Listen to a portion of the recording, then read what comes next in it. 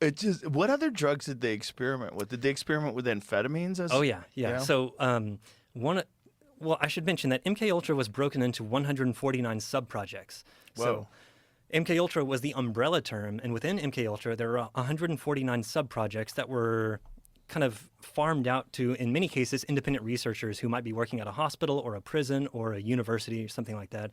One of the main people who is running these studies is a guy named Harris Isbell at the Lexington Narcotic Farm. This is where drug addicts could go to get treatment for their addiction. Prisoners could go there as well.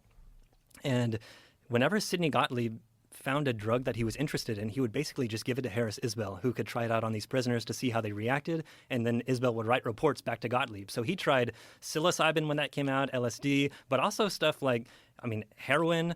The CIA was particularly interested in heroin because if you can induce an addiction in a captured agent, let's say, then you can use that as leverage in interrogation, the withdrawal symptoms. So you get them addicted to heroin and then use the withdrawal symptoms saying, well, if you tell us about this, maybe I'll, give you a little. So that was at least the concept.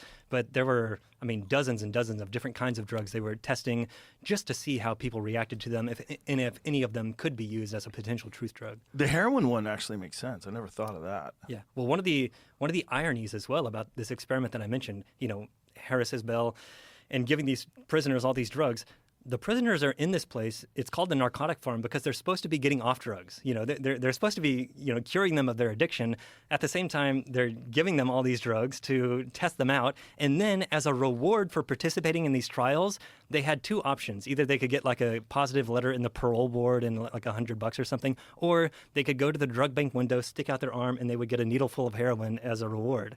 Oh so my God. They were supposed to be getting off drugs, and yet you're incentivizing them to participate in these drug trials by giving them drugs.